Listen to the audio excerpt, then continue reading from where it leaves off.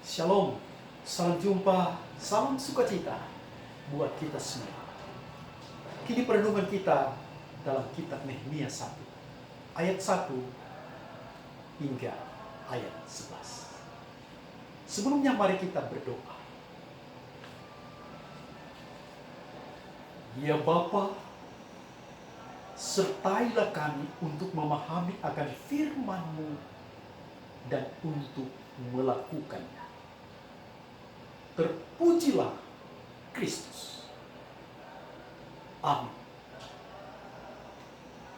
Saudaraku, jika kita mencintai keluarga kita dan keluarga kita dalam masalah, seolah-olah berada di ujung tanduk kehancuran. Apa yang tidak kita lakukan? Bagaimana dikala kita mencintai negeri kita saat dalam terpaan? Apakah kita akan berdiam diri? Manakala memiliki cinta yang utuh, cinta yang murni, cinta yang tulus, maka kita tak akan berdiam, kita akan berbuat. Kita akan berjuang untuk sesuatu yang baik, untuk suatu pemulihan, untuk suatu keutuhan, untuk kedamaian. Ada seorang Nehemia yang menghadirkan cinta yang luar biasa untuk negeri, untuk saudara-saudaranya. Manakala ia berada di Puri Susan, saudaranya dari Yehuda bersama teman-temannya datang. Dan di sana Nehemia pun bertanya, keadaan yang bagaimana? Sesuatu yang mengejutkan dari apa yang disampaikan. Mereka dalam keterpurukan, mereka dalam keadaan yang mengecewakan, menyakiti, tercela. Cinta yang murni yang dimiliki Nehemia membawa dia sungguh bersedih. Dia berkabung. Dia menangis. Kenapa hal itu dialami oleh saudara-saudaranya, oleh negerinya, yang mana di dalamnya juga berkaitan dengan tembok Yerusalem yang hancur, gerbang-gerbang yang terbakar, yang berarti belum ada satu pembangunan dibangun kembali semenjak Nebukadnezar tampil dan menghancurkan, membuat semua hancur lebur. Saudara-saudara, kecintaannya luar biasa.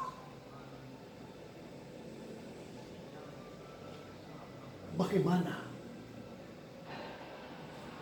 dengan kita? Saat kita menatap diri kita, ada beban yang berat yang datang menindih. Ada pergumulan yang mungkin sedang dialami. Saat kita menengok negeri kita, daerah kita, berkaitan dengan masalah COVID-19. Sesuatu yang menakutkan, yang menyedihkan, yang kadangkala membuat kita tak berdaya. Bagaikan kita hidup dalam satu bingkai yang mana kita tak bisa leluasa lagi untuk berbuat seperti sebelum COVID-19 ini beraksi. Belum soal pribadi, belum soal keluarga. Ada hal-hal yang lain di samping hal-hal yang dipengaruhi atau dampak dari COVID-19 ini. Berkaitan soal makan, soal pakai. Berkaitan dengan rencana-rencana ke depan yang luar biasa. Yang pada akhirnya terhimpit oleh persoalan ini. Berkaitan dalam hubungan keluarga. Dengan pekerjaan. Tak sedikit orang yang kehilangan pekerjaan. Ini adalah persoalan yang besar. Namun tidak kita perlu hadapi ini. Kita perlu berbuat. Bagaimana kita berbuat? Ada seorang Nehemia yang mau berbuat untuk negerinya. Tak hanya sebatas ini penyesalannya, tetapi dia mau bertindak. Dan yang ia buat adalah hal yang pertama, yang utama. Dia datang kepada Tuhan, dia berdoa. Terlintas dalam pikirannya ungkapan firman yang disampaikan oleh Tuhan kepada Musa. Dikala engkau berbalik setia kepadaku, maka engkau akan tercerai-berai. Musa ingat akan hal ini. Makanya dalam doa, ia sampaikan kepada Tuhan. Memohon pengasihan, memohon pengampunan. Tuhan ampuni saudara-saudaraku, bangsa. Memohon pengampunan dari Tuhan untuk keluarga, bahkan pribadi. Karena ia takut jangan-jangan lagi Tuhan berbuat sebagaimana yang baru mereka alami. Terbuang di tanah Babel. Saudaraku, ia lanjut dengan itu, ada puasa. Ada puasa yang disampaikan, ada puasa yang ia lakukan. Yang menjadi alamat adalah Tuhan.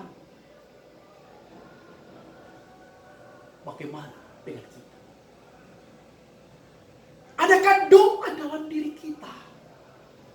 Adakah kita mau berdoa untuk bangsa kita? Kita mau berdoa untuk saudara-saudara kita. Kita mau berdoa untuk pemerintah.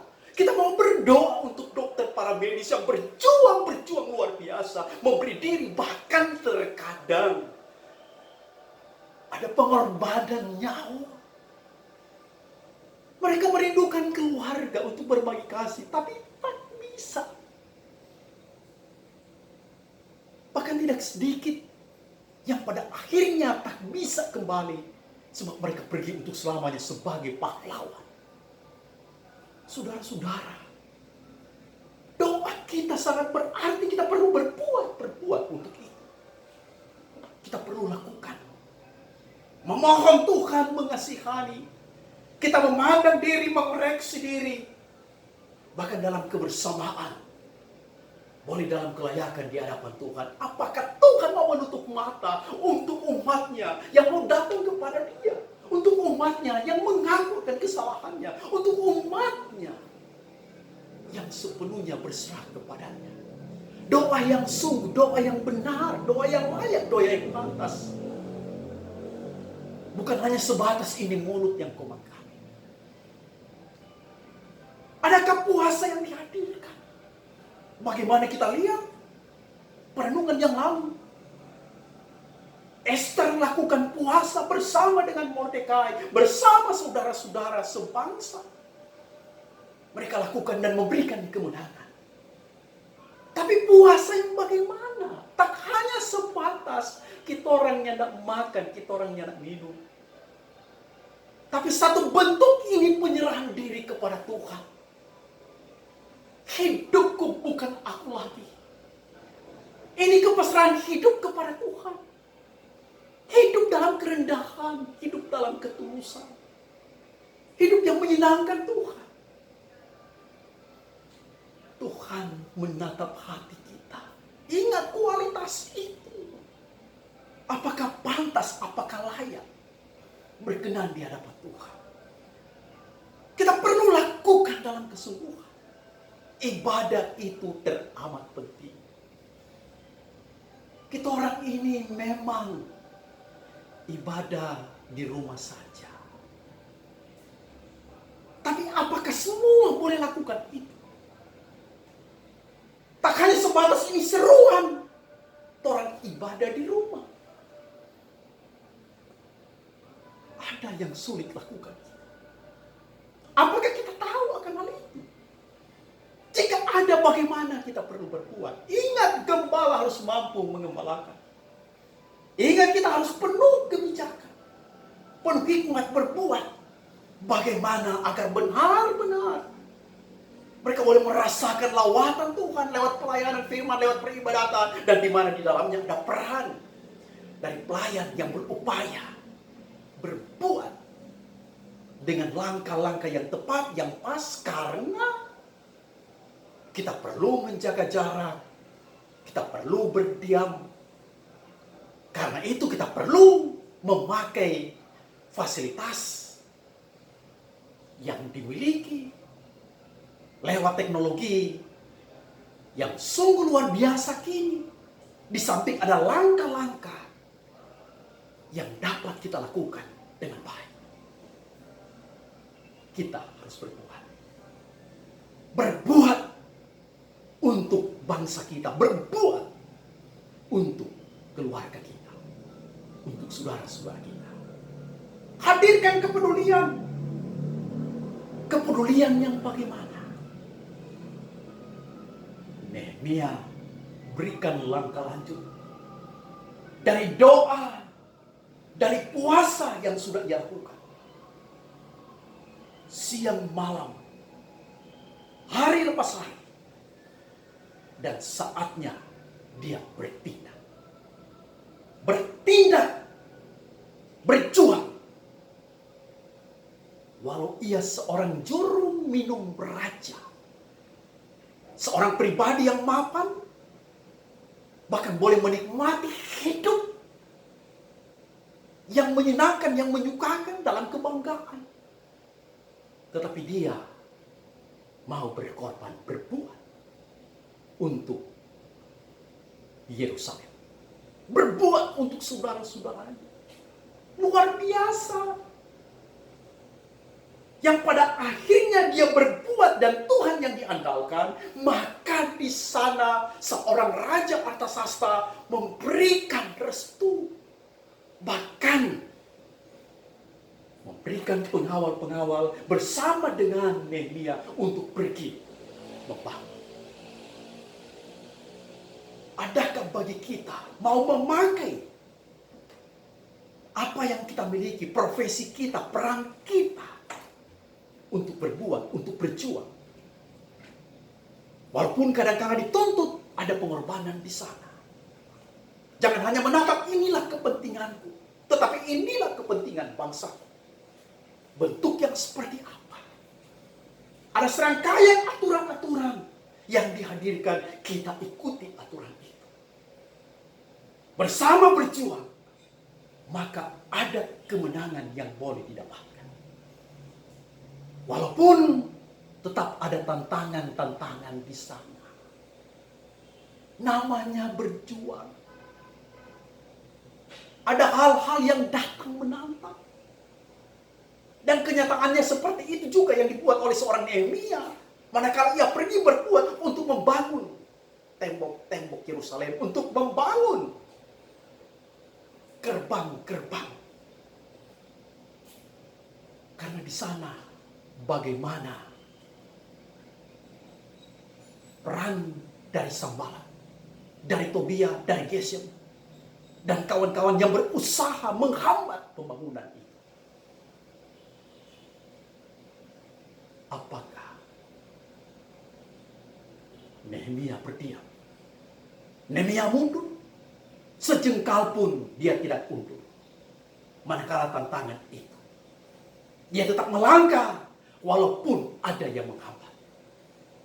Dia meyakini ku bersama Tuhan dan Tuhan menyertai aku. Tuhan memakai dia, memperlengkapi dia. Dan dia pun berbuat dengan penuh hikmat.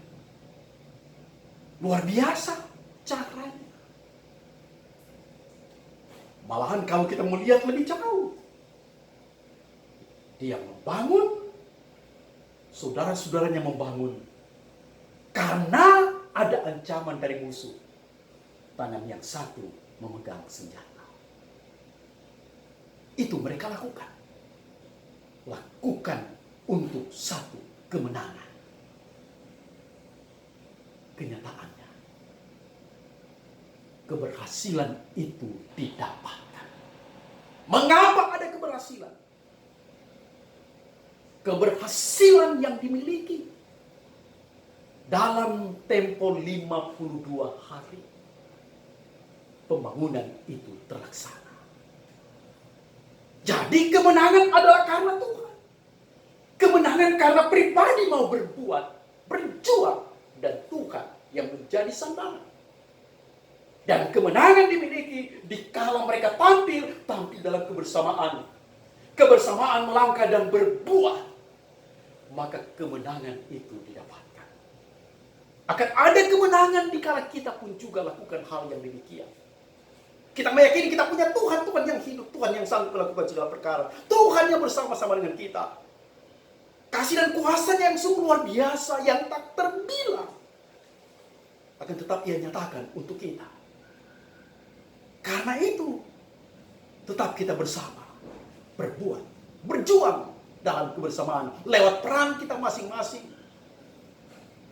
Kita punya harapan ke depan bersama dengan Tuhan. Tuhan nyanda kasih biar orang. Maka kemenangan-kemenangan akan kita dapatkan di tengah-tengah perjuangan kita bersama. Kita topang lewat doa kita, lewat peran kita bagi pemerintah kita, bagi dokter, para medis, berada di garda terdepan. Kita topang bagi aparat yang terus berjuang, berbuat bagaimana ini boleh terlaksana. Kita semua tampil di samping berjuang, berbuat untuk keluarga-keluarga kita. Tuhan memberkati. Amin.